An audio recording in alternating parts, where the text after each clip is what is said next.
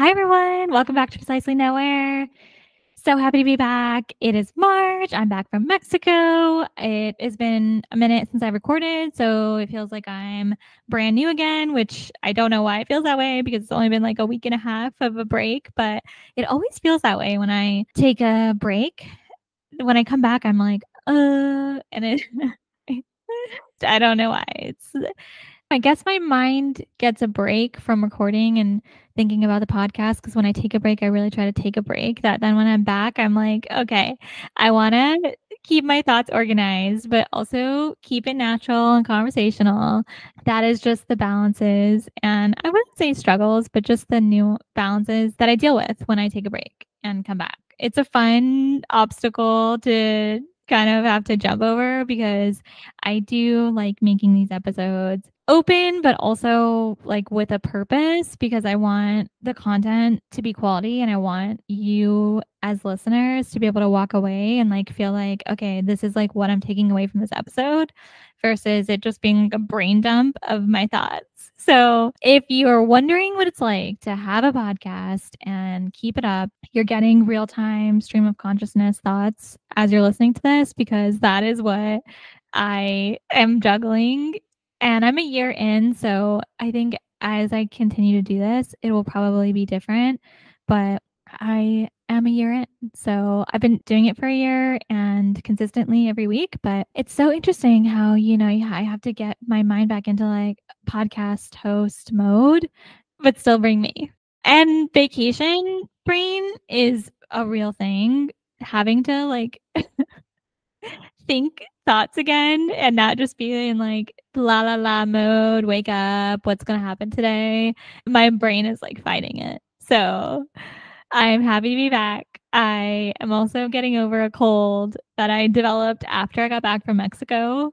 I luckily was not sick in Mexico at all, but within 24 hours of coming back, I caught something and it was not COVID because I've tested myself multiple times, but I had like a migraine and congestion and a small cough, and now I have a lingering cough. So it's been a fun time since I've been back, but I am getting through it and it will not take me down. This will not take me down because it's March, it's Women's History Month, it's International Women's Day in 2 days, and shout out to all the women out there, all types of women, because there are people that are born as women, there's people that identify as women. So shout out to you.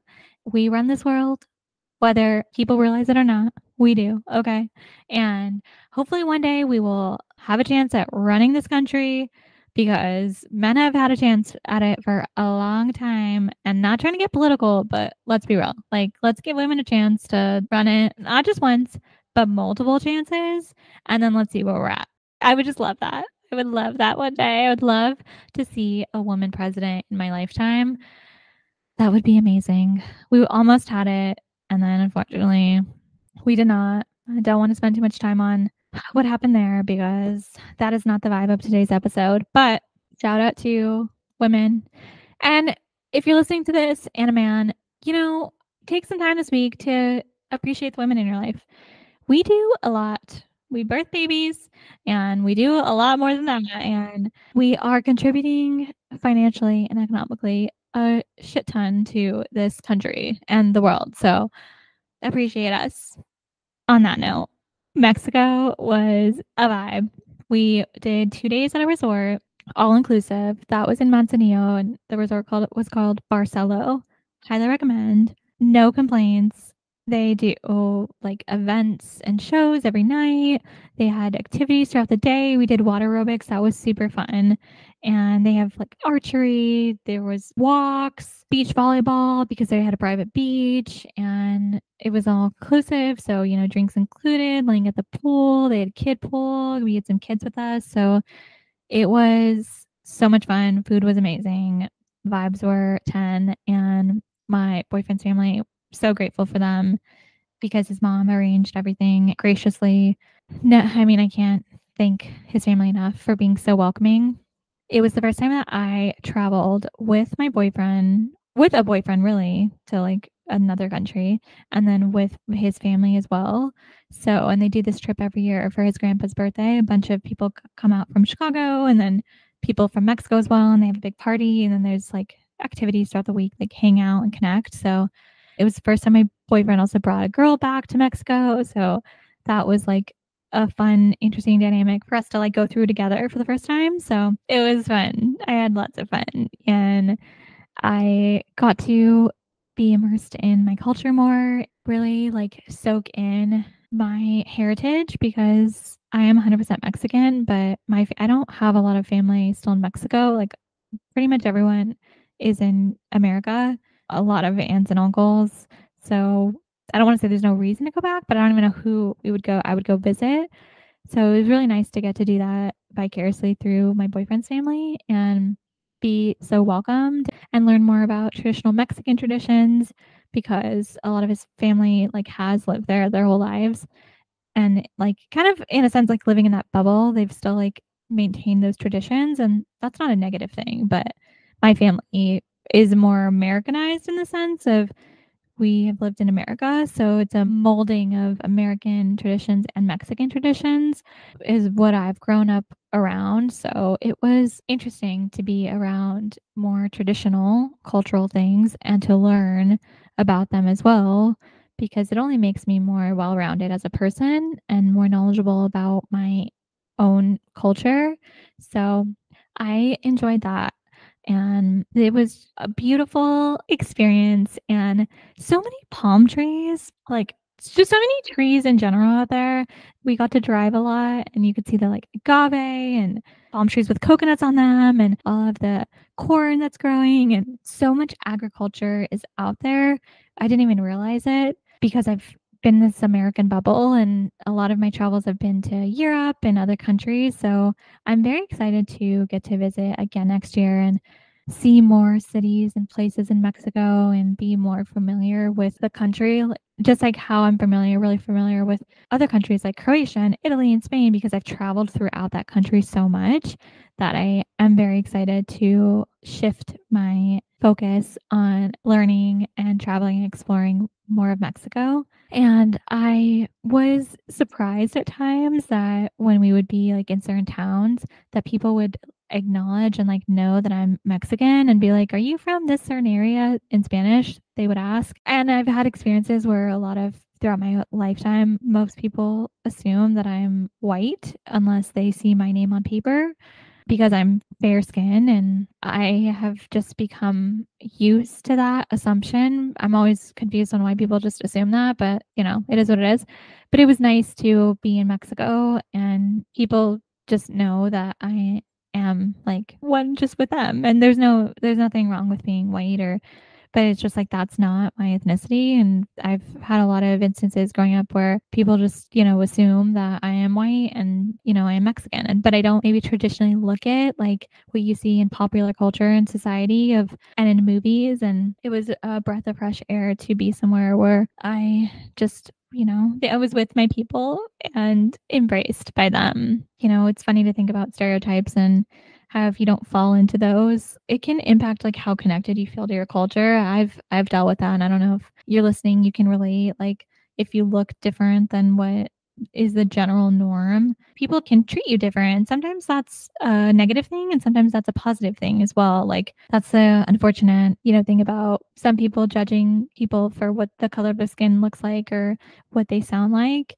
And so, yeah, it was just an interesting dynamic to think about and something that I don't always travel to a lot of countries where it's Spanish speaking. Like I lived in Madrid studying abroad for months and there are also I fit in perfectly there, but um, it's just interesting thoughts to think about and how popular culture influence has influenced how we associate or recognize certain people and categorize them. And it was nice to just be in Mexico and really embrace the landscape and surroundings and people and environment and eat all of these foods that I've eaten in America, but eat them like there where they like come from, like authentic, very affordable, and the architecture of Mexico and the cities that we were in, I was geeking out on because I love architecture and I love the old, like preserving these old buildings, but giving them a new life and all of the colors. I just fell in love with all of the colors of homes and doors and accents and so vibrant and bright, and it just speaks volumes to also like what my culture is and the music, mariachi, and it just I felt like I was at home, and it felt so nice to be somewhere where it really like all of this traditions and culture and things that I've experienced in America, but Mexico was so much fun, and I'm very excited to go back next year. I am so grateful to my boyfriend and his family for being so welcoming and helping me when I did struggle with my Spanish here and there, being patient, and also helping me practice my Spanish because my boyfriend grew up speaking a lot more Spanish than I grew up speaking. So his Spanish is better than mine. So we are continuing to practice it here. We actually need to start practicing it more, but starting with speaking it at dinner time and only Spanish because it's important to me to continue to tap into my culture. And what I learned from this trip is that being able to connect with people, especially like in Mexico or even around the world with my like native language, it's so important for me. And I want to be able to do that. So it starts with me actually just practicing it. Like I'm used to speaking English and that is my default and it's so easy, but it is possible to like brush up my Spanish and keep my bilingual. That is my goal. I'm working on it and I'm excited about it. And it's going to help me connect with even more people, which is why I am just even more excited to really embrace it because I was like frustrated sometimes when I was in Mexico and I was like, my Spanish used to be so much better and it is still really good, but I want to be able to go to Mexico and be able to talk to anyone and be able to like get by on my own. That's what I'm working on. So, especially with my boyfriend's family, because a lot of them predominantly speak Spanish. Like some of them know English and can speak like English here and there, but I want to be able to connect with them and also people in my family that predominantly speak Spanish and hold my own. So, and not have to Google Translate things. And I'm here and grateful for Google Translate, but I also want to give that, to my kids one day of being able to speak two languages because it just helps you connect with more people and connect with my culture. So, like, truly, I love when you go on vacation and you come back and you're like, this is what it feels like to just be relaxed every day. It's so great. Why can't it last? Why can't it last? One day, well, one day when I retire. But until then, I will be focusing on my next trip so that I can continue to get excited about seeing the world. And I will be reliving the vacation through my phone by sifting through photos and videos and posting on social because I didn't post a lot when I was on vacation. I try to balance like being in the moment and also sharing like with the world, like this is what I'm doing. But more often than not, what happens is I really embrace living in the moment and I like to not be on my phone as much that I don't post as much. Like I post maybe like every couple days because I don't want to feel pressured to share in the moment what is happening. And although I want to, it's more important for me personally, and I don't know if you can relate, to embrace the experience because that experience is like only a limited amount of time. And I don't travel that much that I'm like, oh, I'm going to be back there like next week, Like I really don't ever want to take for granted when I travel and in a new place. And I just love tapping into my photography. I love photography. So part of me is like, I'm going to geek out on taking pictures and I'm going to share them, some of them now and some of them later. And that's okay because not everything has to be in the moment, like in terms of sharing things. I don't know if you can relate to this, but that pressure of like, oh, I'm here now. And then why, posting it later. But I have decided that I've been traveling so many places and I want to share that. So many tips also and places and recommendations. So what I'm going to start doing is posting things, even places that I've been to like years ago and sharing it on social. So that way if people are traveling there, they can take those tips and do things themselves because, the more knowledge, the better. And I'm here to spread the good vibes and all of my travel experiences with everyone. So more to come on that front. Thank you for listening to it feels like a ramble because I'm just like How do I sum up Mexico? It's just it's hard to summarize like everything that I was feeling and experiencing, but I think that I did the best I could here. And because it's the beginning of March, I want to do a manifesting exercise, have our little manifesting moment. I'm focusing it on morning and night routines and habits that we want to adopt. And this is because this is something that I'm actively doing and wanted to share with everyone that's listening to help you if needed in your day-to-day life routine. So, what I found from moving from New York to California and switching my work schedule is that I need to have a better morning routine to set myself up for success in the morning. Because when I was in New York, I worked at 10 a.m. I was like really had to be on. Now I work at 7:30 in the morning. So like if I go to bed late, then I'm just waking up and rolling straight into work. And I don't love doing that because I'm finding that I don't have time for myself to get my mind set for the day and like even talking to myself to say, you're going to conquer this day. You got this. Taking 10 minutes to myself before I'm jumping into things, responding to people in meetings. So, what I've realized is that I need to go to bed earlier so I can wake up a little bit earlier and give myself time to set my mind for the day and have that cup of coffee, have that 10 minutes to myself, have that time in the morning to put my like skincare products on, make the bed, fill up my water bottle, get my day ready, and then be off to the races. And then at night, winding down, cleaning my face, brushing my teeth, slowing down, and going to bed so I can get a good night's rest. It's those small things that when I was in my 20s, I could go to bed whenever I wanted, wake up, be fine, still feel refreshed, look refreshed, keep going and going. But as I'm in my 30s, I'm and trying to adopt more healthy habits and routines. What I've realized is that I need to embrace having a routine, and the routine's not a bad thing. Like it's not meant to be rigid, but for me, I'm using it to help set myself up for success and help balance and take care of my mental health and self-care because I walked 100 miles in February and I'm so proud of myself. And one of the only ways I was able to do that was by holding myself accountable and fitting it into my day-to-day routine.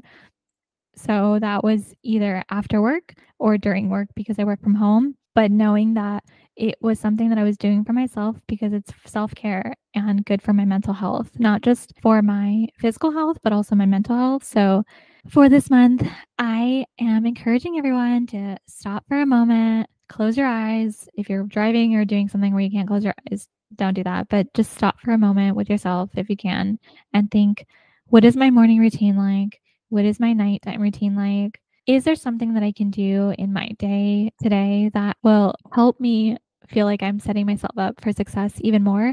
And that can be small, whether it's washing your face, brushing your teeth twice, in the morning and night, giving yourself an extra 10 minutes before you have to start work or leave for work to journal. Really think what would work for me and how can I start to integrate that into my day to day or even just weekend routine to feel like I'm setting myself up for success because we're always on the go, a lot of us, and it's so easy to just roll with the punches and then feel like we're not in control of our lives or our days because of all of these things that and responsibilities that we have. So slowing down and really getting in touch with yourself is going to help you feel like you can take that control back, like you're in the driver's seat of your life.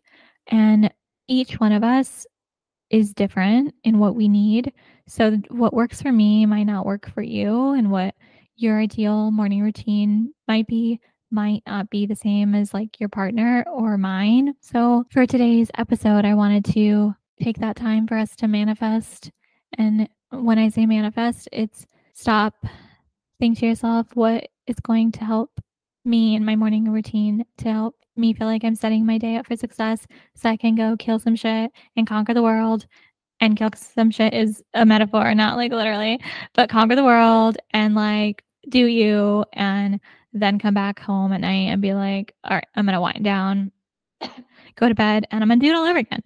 And there are going to be obstacles and things that happen in my day-to-day that might knock me off a little bit. That's okay. It's okay to be knocked off that routine. But if you can hold yourself accountable every day, start doing it daily, baby steps, it will become a habit.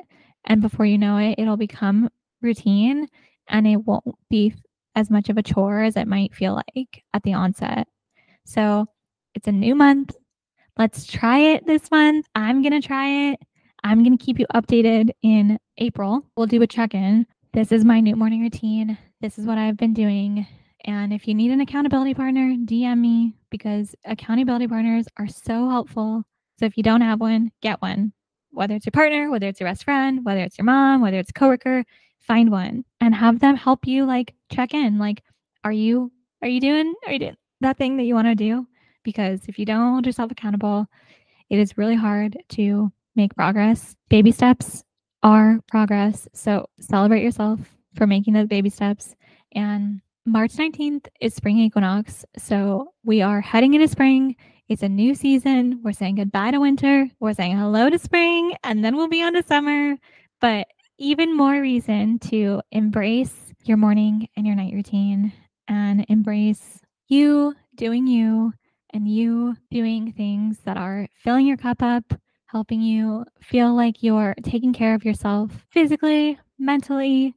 And when you're at your best and you're taking care of yourself, I truly believe that we all are able to be there even more so for people in our lives, personally, professionally, because we're taking care of ourselves first. You know, like I tell my boyfriend sometimes, it's like when you're in a plane and they say, put your oxygen mask on first before you put someone else's on, because like you got to take care of yourself before you take care of someone else too. So if you're not taking care of yourself, that's okay. Like, well, not ideal, but it's okay. Don't beat yourself up, but just you can start today and just throw the excuses out the window. Like, oh, but I can't do it because this and this. Only you can control you. And so I say it with lots of love that just start. It can start small, but just start with something.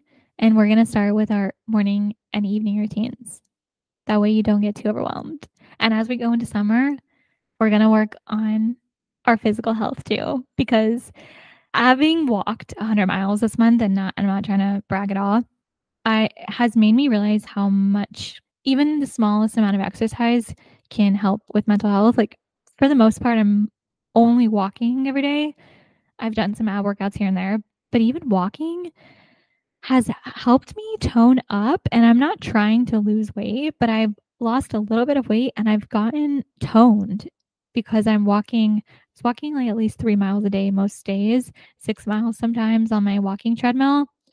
Everyone's different into how much they're going to walk. So start with what works for you, but you can get a lot accomplished in terms of working on your physical health and your cardio just walking. So if you do work from home and you can invest in a treadmill, I will link to the one that I have in the show notes and post it on my stories as well.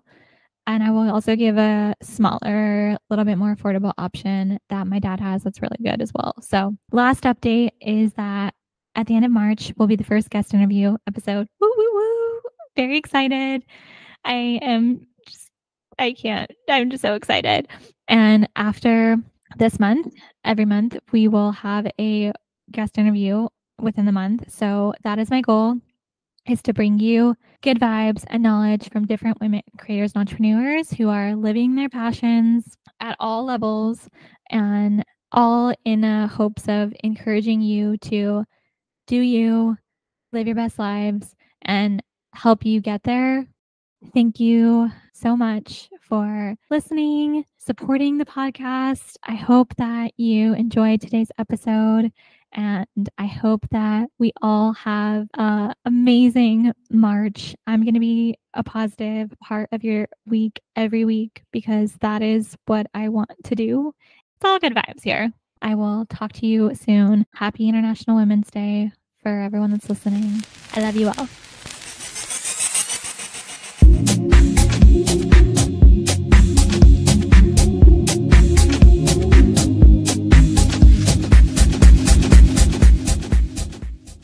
Music and editing done by Marco. You can find him at Midnight, MID NITE_mind80 on Instagram for more of his work.